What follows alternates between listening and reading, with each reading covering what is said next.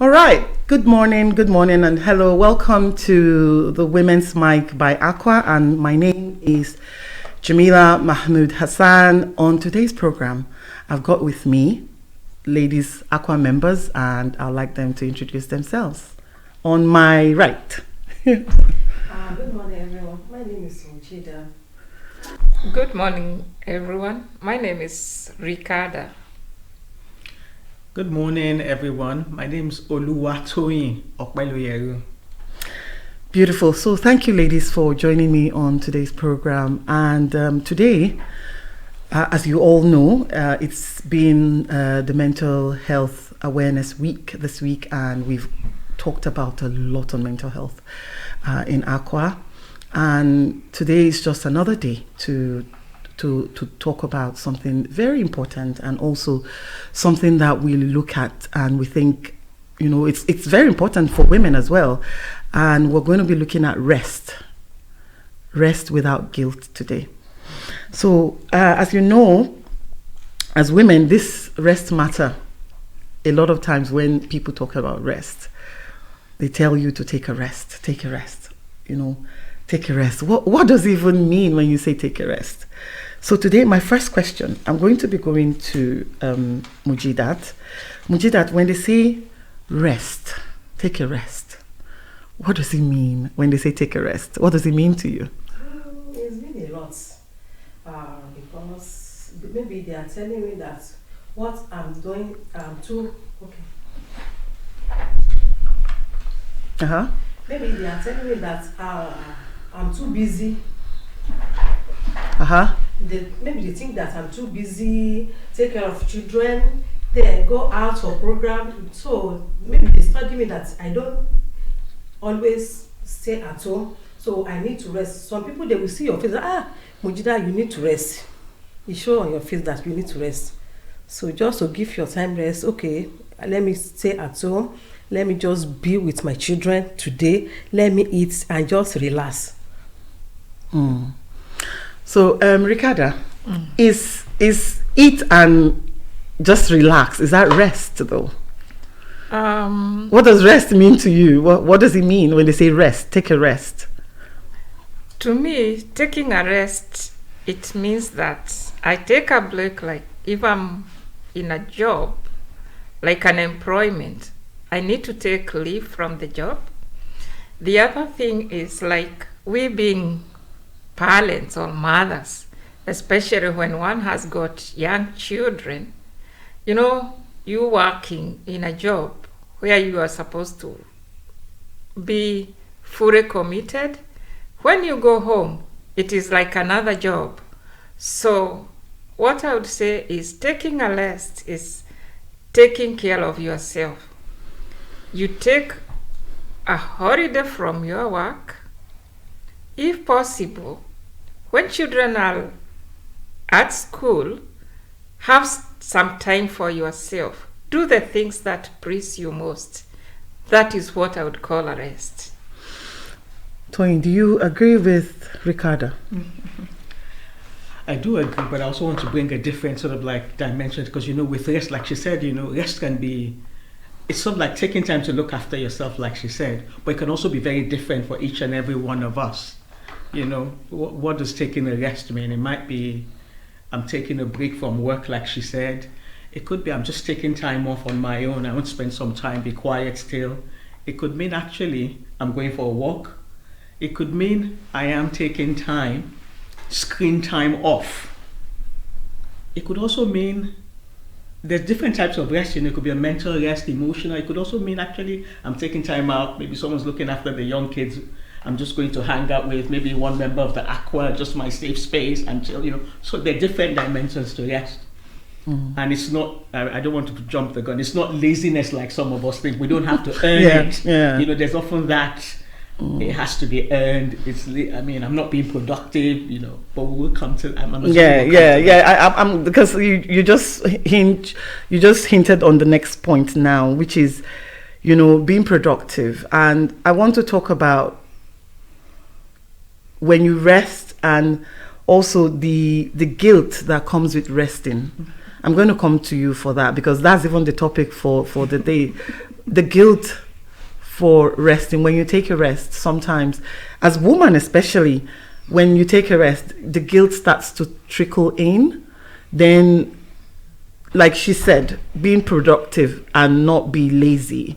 So, when do you think that women should tackle that guilt first? Because when you rest, you start to, especially when you're taking time off completely, you start to feel, maybe let me quickly cook a pot of soup, or let me quickly get up and do this while I'm resting. So I just want to come to you. Do you think guilt and resting should be together? Do you think women should, feeling guilty and resting? To me, feeling guilty and resting, they're not supposed to be together, because we need to rest. When I need to rest, is it possible for me to guilty to rest? That I need time for myself. I want to take break in my working place. I don't supposed to be guilty to have rest for myself, because I need it. Yeah. Ricarda, guilt. A lot of women feel guilt. Especially, let me speak for myself now. Sometimes I'm sleeping, I'm a mom, and you will hear in my sleep, mom. The moment I hear that mom, I'm like, okay, here we go again. So, is there a place for guilt and rest? Well, sometimes being like a mother, it's hard to take out the guilt. But in that case, though your body could be resting, your mind and your mental health is overworking. Yes, so I think they shouldn't go together. Tony, you mentioned being productive and not be lazy. Productivity and guilt. Is productivity the antidote for guilt? Is being productive when you know in your subconscious that, okay, I'm working hard, I'm productive, I'm getting results. Should that be, I'm not a lazy person? Should rest not even be on the table at all?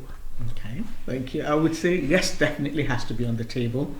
And it's not unusual that they shouldn't go together, like everyone has said, rest and guilt.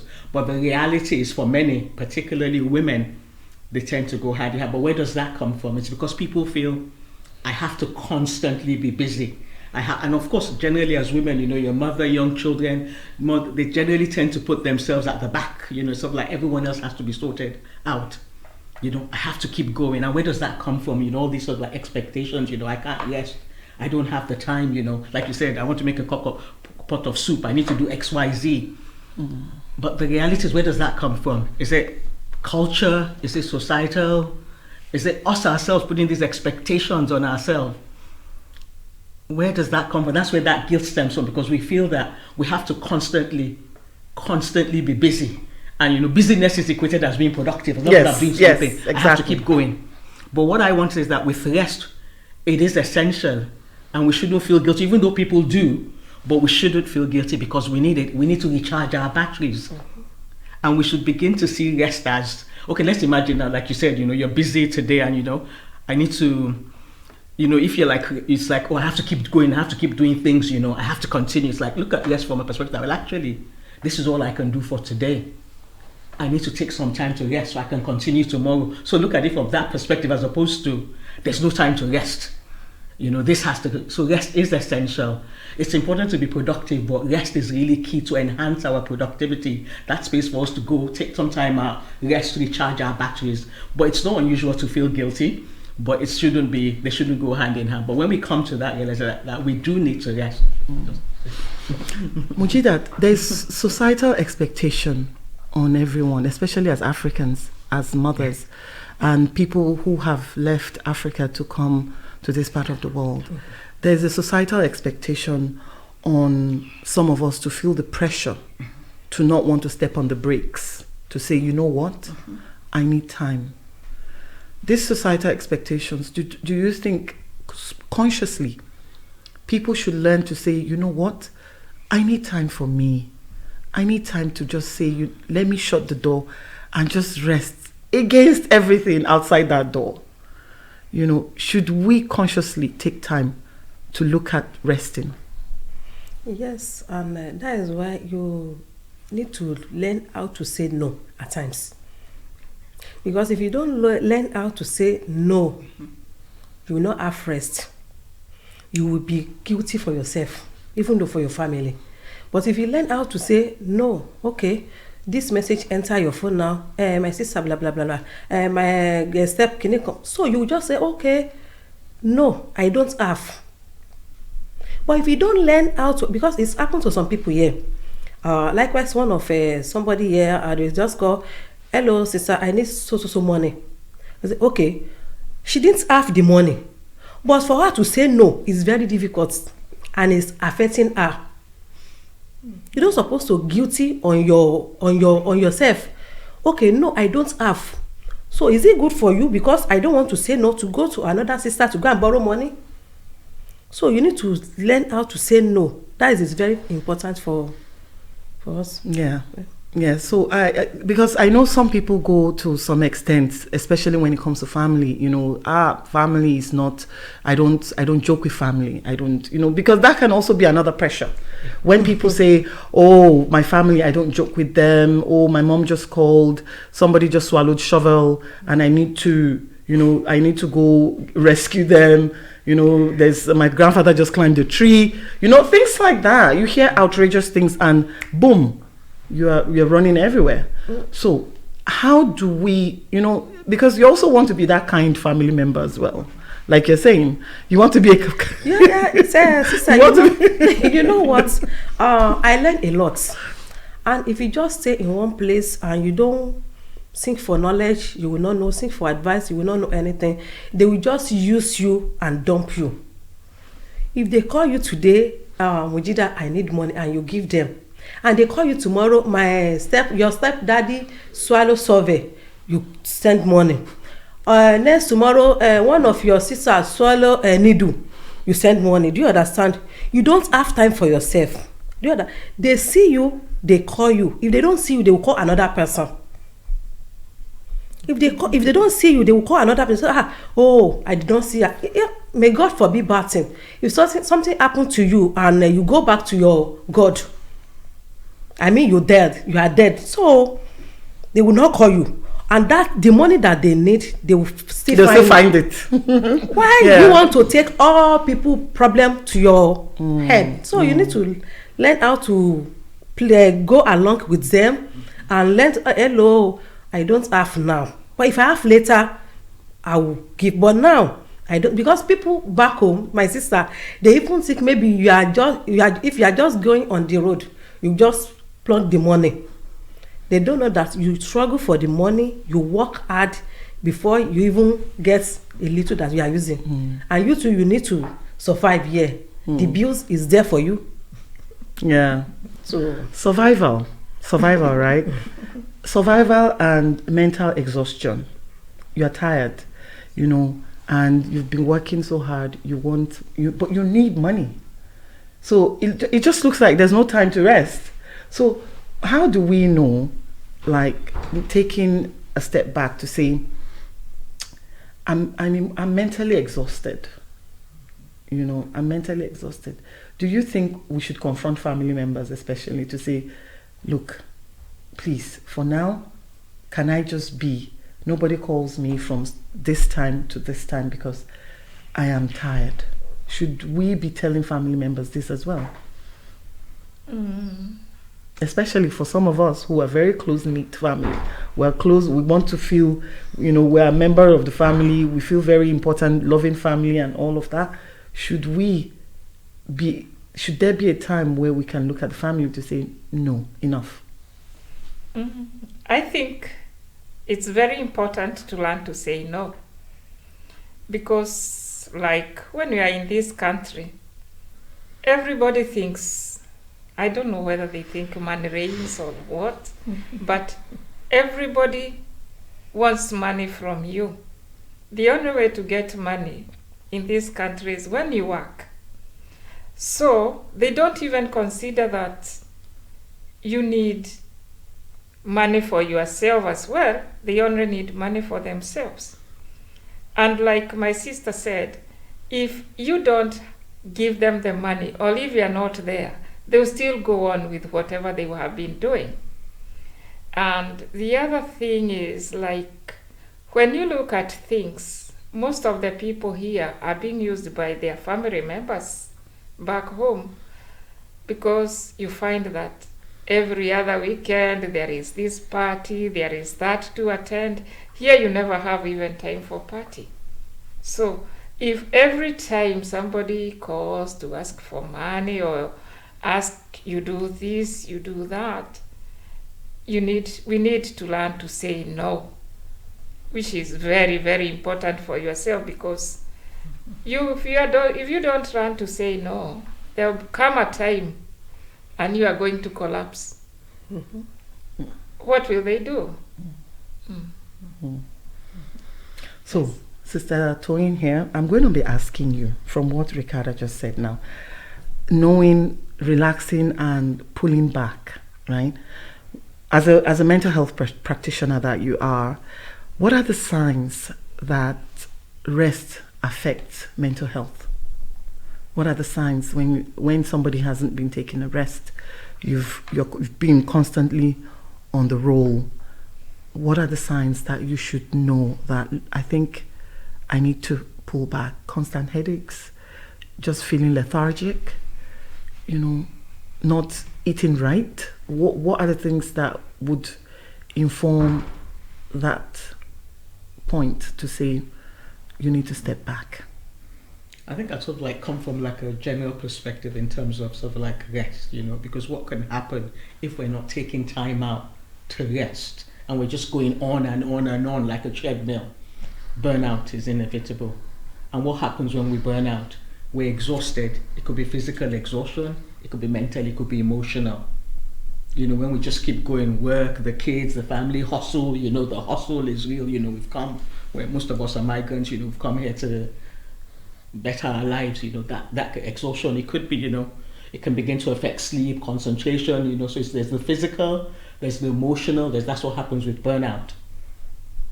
So that's why it's so important for us to rest. And burnout can come in different forms, for some it might be, they find out maybe there's sort of like a disconnect from people, they're just not feeling as active. For some it might affect sleep, it could affect, or for some people it might just be constantly irritable. It's you could be irritable, just sort of like irritable at the slightest. Stress, of course, as well. And we know stress is a trigger for any condition, mental, physical health condition. So that's why rest is really important. You asked if it was the antidote. It's not actually. Rest enhances productivity. For us to be productive, we need to take that time out to rest. I don't know if I've answered your question. You have. Of course, I'm just taking it in. I'm taking everything. So it's that burnout, that's why let me look at rest from like a self-care perspective, If we look at it, what is self-care? Let's look at it for rest, why do we need to? Is that deliberate act or intentional act we all take as individuals that we practice deliberately it could be to improve our physical and mental health. We'll focus on mental health. It could be to manage it.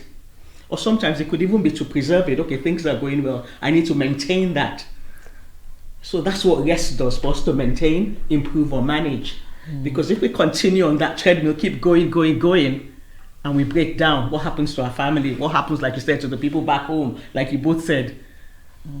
So we can't pour from an empty cup. We need to look after ourselves. Yeah. So I want us to just have a think, what would that look like for us? Yeah. It's natural because we've not done this before. Even if we start with like 10 minutes, I just take 10 minutes, to sit still, especially mothers, different things like I said are going on.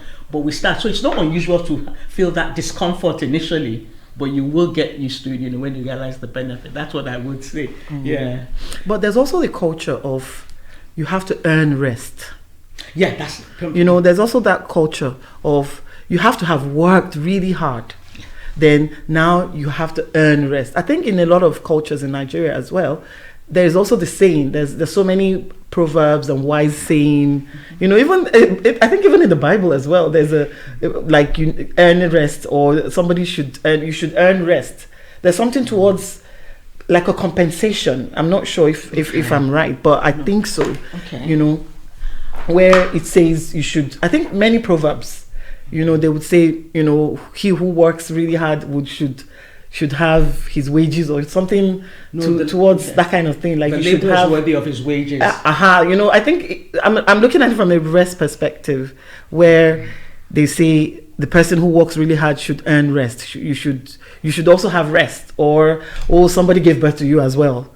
You know, come and sit down. You know, you're somebody's child as well, or you didn't fall from the sky. You know, you should rest. So it just feels like you should earn it. I think go ahead. Because you've worked really hard, you've paid all the dues, you know, with all the due diligence in place, you should now take a back seat and put up your feet.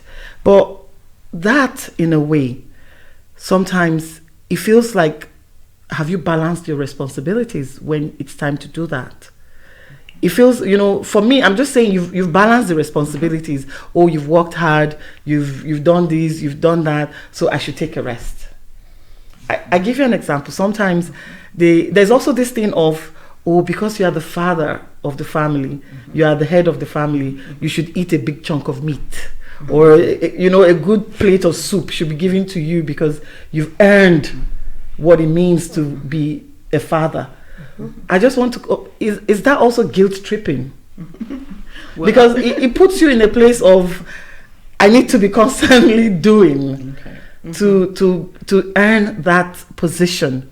If you know what I mean. No, I know what you mean. What I'll say is I'm not aware of sort of like in terms of the biblical reference. Yeah, I'm trying to look for it. I may be wrong, like I said, but I know like references. I'm just looking. I'm thinking back now, and I'm taking from where I've heard many people talk about, throw in even biblical. I'm talking about being even a Muslim myself. They throw in so many, you know, verses to say even God acknowledges rest. That's what I'm trying to say. Okay, like from the work and that's what I'm only just trying to say that. I think there's that, like you said, you know, with rest, what happens oftentimes people see it as laziness or they feel it has to be earned. There's that.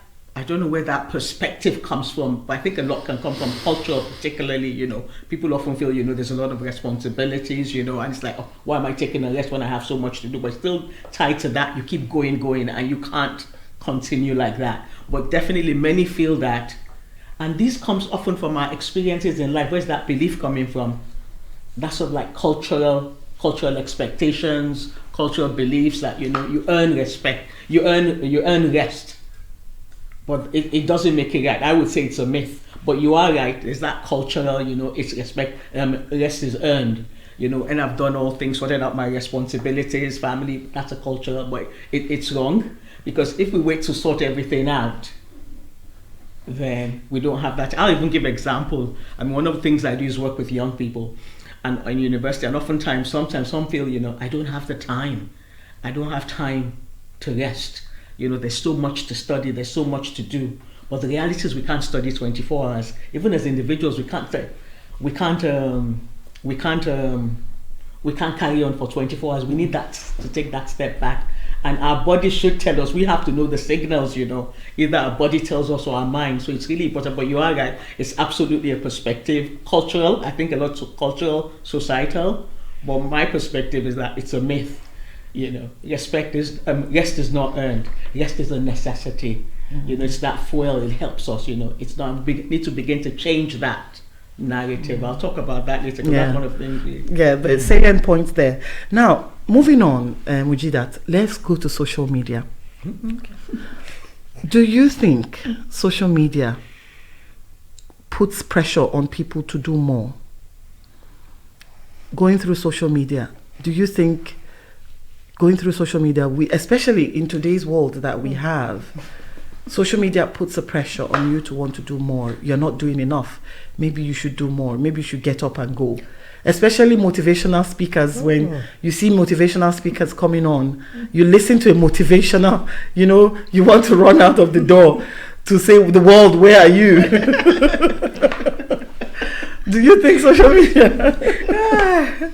My sister, social media is doing a lot. It's putting more. The only people that social media is not affecting to do more than their power is those people that they can decide. But some people in social media, we have different people in social media, my sister. Some people, they will just listen. They don't know how to digest the information. Because in social media, there's something happened in social media maybe 2-3 months ago.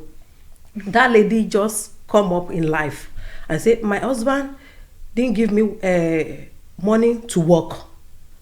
I need people to assist me.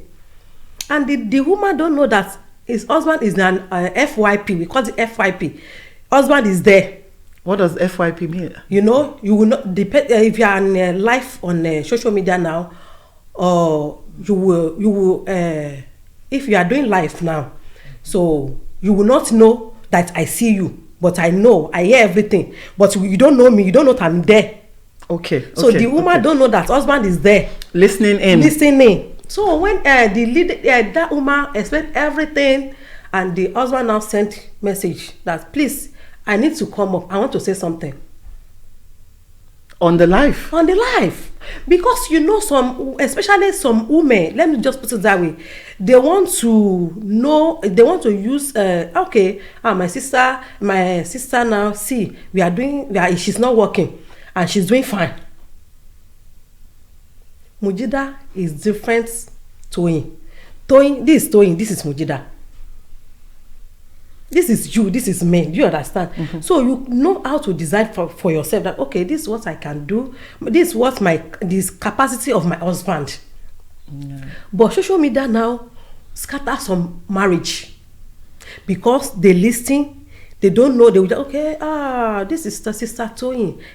Sister Toyin husband cook, assist him, do this for her. And no, my husband's supposed to do the same thing for me. On Sister Toyin husband, is he your husband? They are different people. And they come from different family. So why are you using Sister Toyin husband to compare your husband? Sister Toyin cannot use my husband to compare our husband. So we are different people, different family.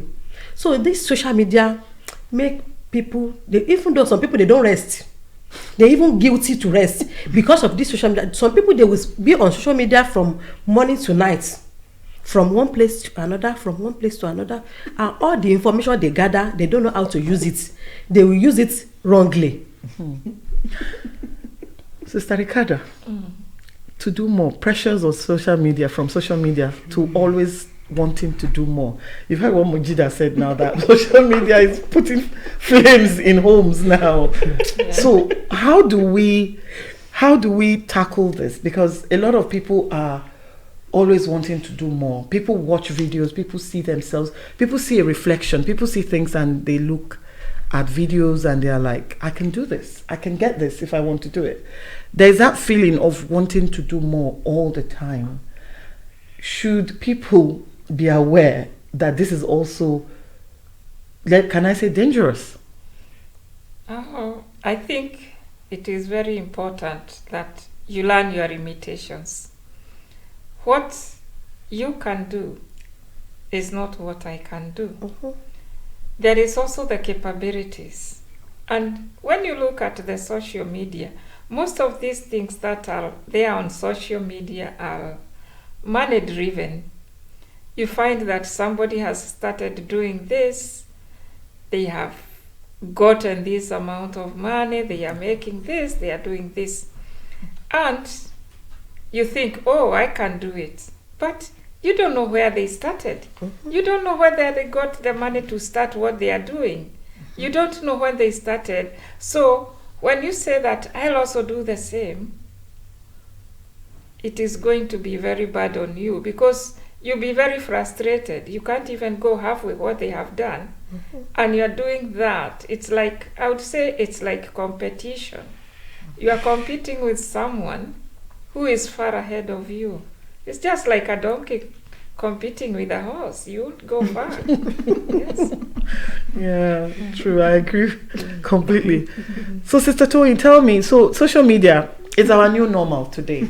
Is the life we have all found ourselves in. how do we tackle unending pressures to do more from social media? Especially, I find it difficult with motivational speakers. They come up, they tell you so many powerful things. And also the unending scrolling. You know, you scroll and scroll, you watch, and the algorithm is not helping as well. The moment you stick to one social motivational speaker, another one comes up. You know, they tell you things to do more, to get up and go. You know, today is your day. You know, it's things like that to just... You know, if I can do it, you can do it. You know, I grew up poor. I didn't have nothing. You know, and you're like... and I'm a millionaire. And I'm a millionaire today. Within 3 days, you'll be a millionaire. Exactly. Exactly. So, having to do more, social media, what's your take? I think with social media, there's definitely that pressure. And like you said, it's the new norm. But we also know that social media is not really the real world. I think people also need to take certain things with a pinch of salt, because content creation, it's a new avenue for multiple streams of income now, with so many things being monetized. So there's a lot going on there. There are the positives, no doubt, but I think that's where, as individuals, following on from what Sister Ricardo said, we have to be self-aware first. Like she said, what are our capabilities? Being self-aware. What are your goals? What are your interests? You know, who are you? You know, you have to be comfortable in your skin and knowing your authentic self. You know, there's certain things I know I don't have the energy or strength for, you know, so I'm not going to try and go along that line. But everyone's looking at, I want to make content so I can make money, you know. Where's the money? Is it fashion? Is it lifestyle? And that's what you're thinking. Or is it, how I came to Glasgow and within 2 years, you know, just different things. Yeah. How I turn things around in Scotland in 2 years, or how, you understand? People come up with all this catchy, because they want, like you said, the algorithm, they want the money. But you need to know I think it's important to, as individuals, we need to be inspired. You know, it's good to aim for more, but what is that more? More within the context of what you want for yourself, not letting social media determine it. So some of things with rest as well, some people don't rest as well, that there's that pressure of comparison, there's that wanting to be perfect, perfectionism. It could come even to women with looks as well. But like someone said, everyone puts up their Sunday best on social media. Exactly. So it can be quite dangerous. So you have to strike that balance and know your boundaries. So be self-aware, what are your interests? And also, I would also advise that be very strategic about people you even follow. Are they adding any value to you? Don't just follow the crowd because they have 1 million followers. Why are you actually following this particular person? What value are they adding? And also for yourself as well, to protect your physical, your mental health. Sometimes you need time away from the screen. That's also okay. That's okay. Time away from the screen. That's what I would advise. I know it can be, but it's something we need to make a habit and be intentional about it. That's what I would say. Yeah, I totally agree. Time away from the screens, because it can be addictive as well. There's also the problem of addiction. Yeah. You're addicted to your phone, you're addicted to social media. You just want to see, you want to know, you want to see what's happening. If you've been away from your social media for a day, you want to catch up. You know, and that also in itself is pressure. Yes. You know, it's pressure to always know, to be in the know. You want to know what's happening since morning. You want to see what this person has done. Has there been any recent video? You know, things that, there's also that. That's what I'm saying, is the new normal for us now, is the norm today. So, but have we glorified being busy? Being busy. If they say, oh, Mujidat is always busy, it seems to be a positive thing. If you know what I mean. If I say, oh, you better call Ricarda, she's always busy, you know. There's that thing to want to see it from a positive perspective, like she's a very busy woman, she doesn't really have time, so you need to know how to work in her schedule and all of that. So do you think, as a people, we also glorify, I think I'll ask Majida, do you think as a people we glorify, this person is very busy? Is it a positive thing, you know? To me, it's not a positive, because let me just give you little example. Because if people, they are telling you that, you're always busy, she's busy.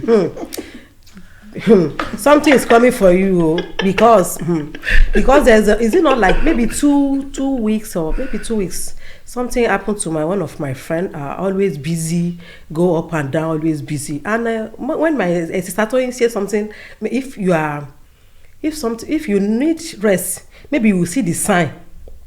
Some people, they don't see any sign. That lady, she go out in the morning and she just, okay, let me just go to GP and just check my appointments. And people just, okay, you need to go to hospital now. You know, what happened? What happened to hospital emergency? What is it for? And when the lady gets to hospital, they check her PP is 220. It was too high. Too high. And there's no sign. My God. No headache. No any single sign. Wow. You know? And people are, he's very busy. Always busy. And she's dying silently. She did not even know that she is dying silently. Is it positive? No. It's not. It's not. It's not. It's not. So if they are telling you that always busy, check yourself very well. That I'm always busy. I need to come back. I need to rest. To take time. Sister Ricardo, you agree? I agree very much. When we glorify busy, Ricardo is always busy. Just know that she's not resting at all. I think don't wait for people to tell you that you are very busy, you are this, you are that. Because like some of those signs, like Mujida said, some people get signs, some people don't.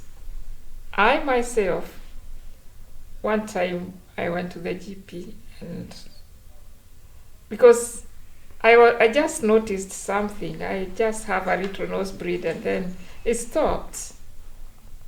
And then another day, just about the same time, it did come back. And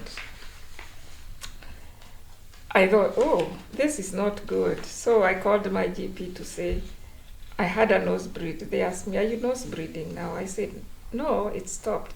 They told me, if you nosebleed, rush to the A&E. What?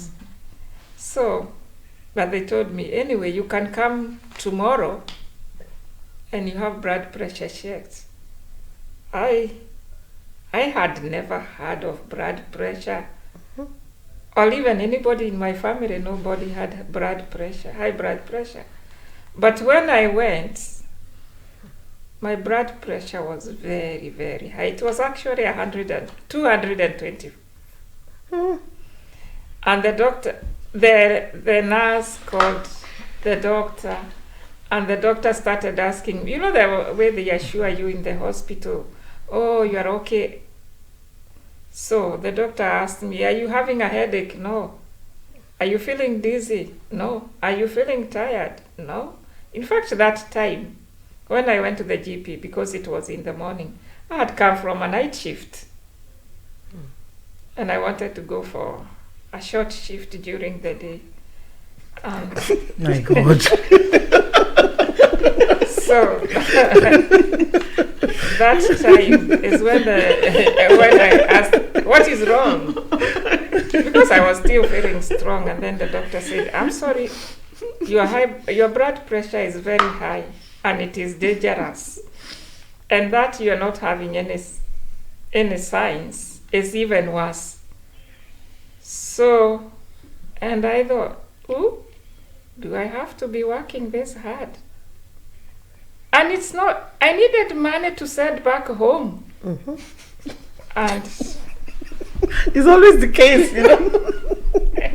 It's always the case. Yeah. Oh my God. So, I thought, I might be dying soon. So that's the time I learned my lesson. I got to slow down now.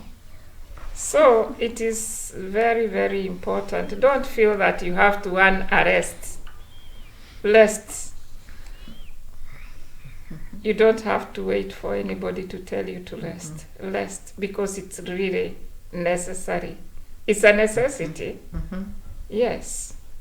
Thank you. Nice. Really, really nice. Sister Toyin, coping with being overwhelmed. Coping with being overwhelmed, especially when you are aware that you're overwhelmed. But there's also that motion of you carrying on with being overwhelmed. Sometimes due to pressure, like she said, she was already, being in the hospital, doctors telling her the reality, but she had a shift. Sorry, I can't help with laughter. And I was going to come to you. Go ahead. So, do you think that also is a sign to say it's time to step on the brakes? Yeah, I think actually, like you said, that's a very good question. When we are overwhelmed, we can get overwhelmed. And even our first backtrack to resting. One of the ways of resting is also learning to say no. Not just no to people finances, even no to those shifts sometimes. I was actually going to give the example before you shared that. Thank you for saying that, because sometimes, like you said, the pressure is real. Do you understand? We have responsibilities. You want to send things back to people back home. But we have to learn to say no as well. That pressure is really, it's real. And I'll give an example. I lost my mom sadly in January. And it is overwhelming. The grief journey is very individual. So that's why you have to be self-aware, know your limits. So there's certain things you cut back on. Generally, I'm a people person, and I generally tend to reach out, but I can't do as much now because I have to take time to process what's happened to me. So I'm taking a step back and I'm doing just things that are. I would send a text if you send me a message, but I won't call as often. So because I have to take time, look after myself, process what's happened, and focus on my key priorities. Now, sometimes we need to do that. It's okay. Take a step back. But of course, you can't take a step back from nuclear family, children, but it's important to look after. So when we're overwhelmed and we notice the signs, let's take a step back and find out, if I continue like this, what's going to happen in another 5-10 years? Can I continue like this? And what was rest for me look like at this point? Is it a rest, taking time off like you said earlier, from work? Do I need to take a step back and, cut down on those activities? What do I need to do? Do I need to tell family back home that, well, for some time, I can't send as much, I need to focus? What does that look like for me? It could be emotional, physical, yes, what would that look like? So it's really important. When we spot the signs, we need to do something about that. And one of the key things that taking that time to rest, whether it's emotional, mental, physical, spiritual rest, or it could be, it's really important. Wow. Yes, I was just going to add to that question because the question of taking time off, especially for people who find themselves in roles that they play multiple roles. If you're resting if you're taking time off work, you're not resting because you just you lost your mom and may she rest in peace. You find that family members also, they start to call. Toyin, can we do this? Toyin, what do we do? There's also that emotional, that burden of having to think, the spontaneity as well, of you thinking of what to do. But at work, it's recognized that you need time off. But this is your time off now. You haven't even processed what has happened, and also being far away from home. There's also that double issue there. How do people really, really look in to say, what? Enough. Let me just pull back. Enough. I think people do that differently. It can be a lot. You're absolutely right. It can be a lot. But I think it's also knowing ourselves. I'll give 2 quick examples. Like when my dad passed 7 years ago, there was just so many other things happening, and there was a larger family WhatsApp group. I opted not to stay in that because I just thought, I don't want this drama. But then I had my older sister who was there, so she was feeding back. But I opted. I said, I don't want myself on that WhatsApp group. I'm just talking about things that I have done, but not everybody can do that. But she opted to stay there and just but I was just communicates to me. And sometimes even when we have to be involved, maybe because we're the eldest or the responsibilities that come because of your role in the family. But it's also important that you can't take calls at certain times. That's what you can do. But maybe just realize, rather than have your phone ringing all day, at times convenient for you, you can adapt it. Okay, this particular time is when I take these calls. Because if it just goes on and on, it can be quite, so you have to set those boundaries and that time. How you do it is down to you, but you have to take that time. I can't take calls 24/7. putting those boundaries or saying, okay, we have a WhatsApp group, let's put the messages here, we'll respond. Look at what would work for you as an individual. I don't know if you want to add, I can see you know that. I don't know if you want to add to that. You want to add to the that? The calls will keep coming, they won't stop. So we have to really start taking, it can be difficult for many of us because saying no. Yeah, that's exactly why I'm trying. Some people are people pleasing. Yes. You know, they want yes. to, and where's that coming from? Why do you feel, if some people want to like, maybe it's something you've always done, you've been the strong one, carrying everyone. There's no such thing as that strong woman, African Caribbean woman. It's a myth. You know, you can't keep going. So you have to. It's difficult, but you have to. And people will adjust. They will adjust. But it can be difficult. But you have to, like, I'm doing this for me. You're not cutting everyone off completely, but you're taking time out. I've always been quite good at studying, but from my first job, I just realized, you know what, if anything happens to me, it's something I learned early on in life. After my higher education, my first job in Nigeria, I'm not indispensable. Anything happens, someone else will replace you. You can be replaced. Even presidents in countries, nothing will happen. But if things happen, there's always someone. Life will go on, and we have to be mindful of that. You know, our family, extended family, our nuclear family, our children, our spouse. You know, so you have to really be mindful of that and prioritizing. It's difficult, but we have to prioritize what's important to me at this point. What are my priorities? And then we have the challenge of, I'll stop here, being in Scotland, where immigrants, you know, we want the best for our families. You know, there's just so many pressures. I was just going to go there now, and I think it's so good that you mentioned that, but I'll go to Mujida. Mujida, we are in Scotland, right? We are in Scotland as mothers, as caregivers as well, as spouses, as women, and all the labels and all the roles that we play. You're an auntie as well. Can we afford to be selfish? No. No. I mean selfish because what Sister Tony just said is hinging on knowing when to pull back, when to, you know, prioritizing. She mentioned priority, you know, prioritizing as well. Should we be looking at prioritizing and also being selfish? Because this it's borderline for, it's really borderline for these two things. When you want to prioritize, you're saying no to some things outrightly. So being a caregiver, being a mom, being all those roles that, you know, life has placed on you, can you afford to be selfish? I can't. I can't. Because even though if I want to be selfish, concerning my religion, I can't do it. But the only thing, I will do my best and leave the rest. I can't do everything. I can't be everywhere. The only thing I can do, that's okay, let me just do little that I can do. And I didn't do it for you. I do it for God's sake. Either you see me or you don't see me. Either you appreciate or you don't appreciate. I don't even want you to appreciate me. I do it for God's sake. So if you do it for God's sake, you will just do your best and leave the rest. But if you want to do, I want sister to see me. I want sister to see me that I'm doing it. You will just continue doing it until you will end your life. And they say, oh, hey, yeah, sorry. We love you, but God loves you more. that is the poem. It's, oh, I love you, but God loves you more. She's so funny. So even though children, for example, now when I got married, you know, people they say, my son, my children, they will just be, don't touch my my children is crying, my children. They say, Mujida, you are so wicked. I say, I'm not wicked. I'm a mother and I'm a good mother. If I said, okay, my children, I do this, I don't want this thing to happen to my children. If something happens to you, you die because of children, the children will live and they will survive. If you die because of the children, my children, I want to do this for my children, I want to do this for my husband. If you die today, your husband will marry another one. If you die today, your family will see another person that will.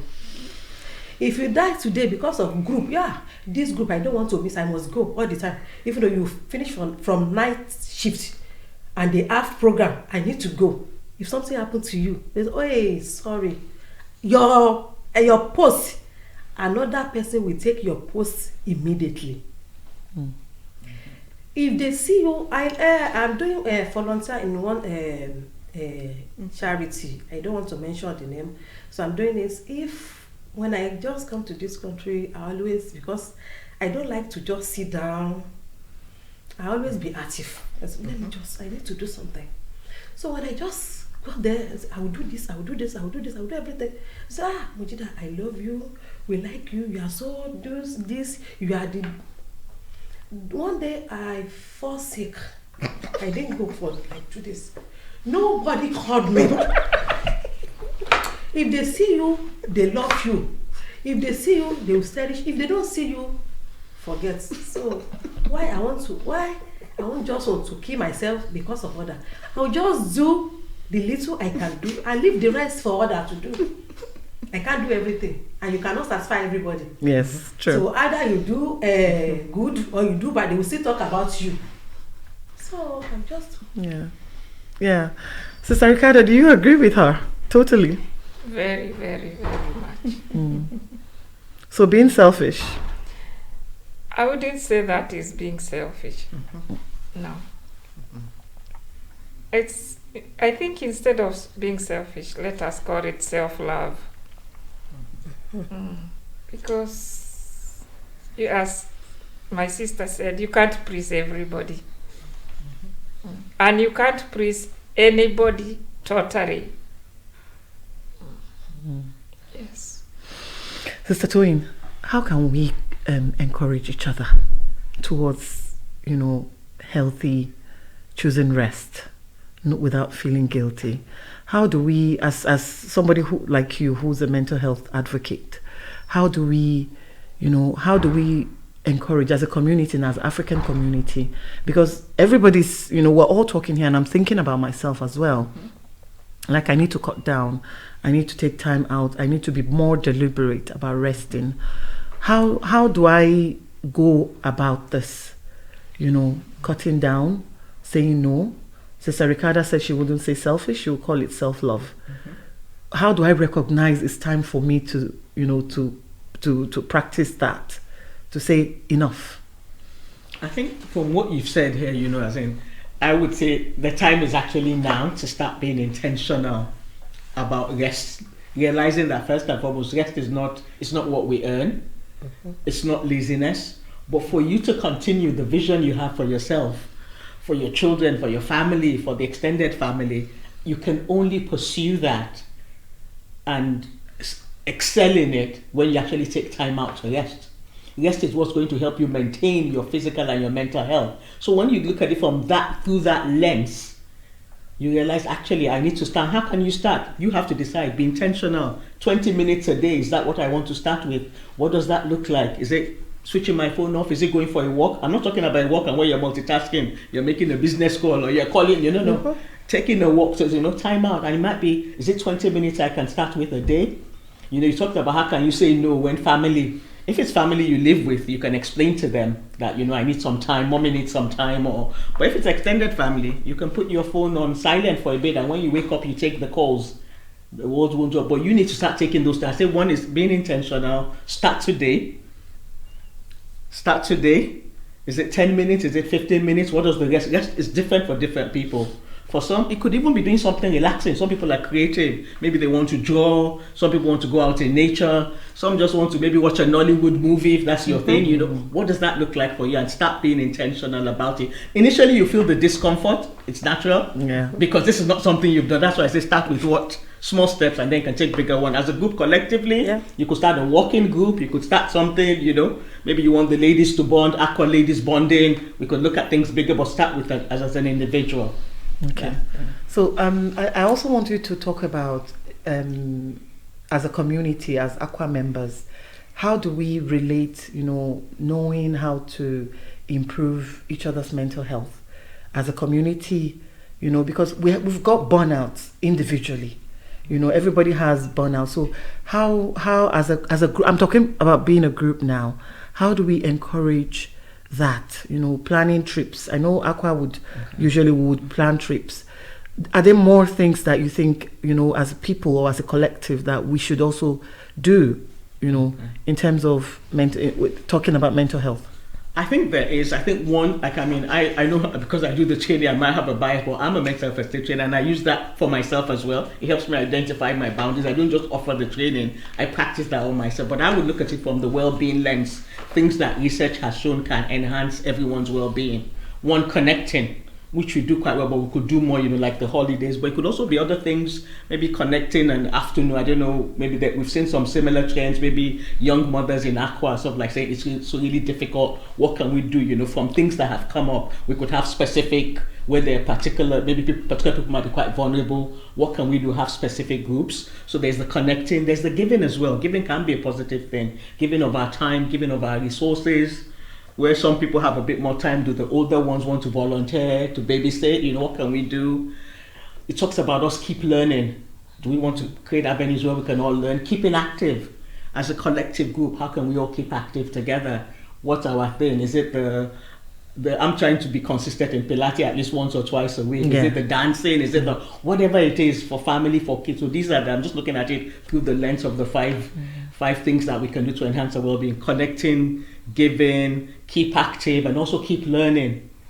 So we can sort of like weave it into those sort of like 5 areas that has been shown to be effective. We do a lot now, but there's always room for improvement. And of course, looking out for each other as well. That could be small steps we can take. We could have a day in 2 weeks where reach out to a sister, reach out to a member in ACWA, just check in on them, or if someone comes to mind, drop a quick text or message. These are also other things, because a lot is happening in people's world, and just being able to reach out.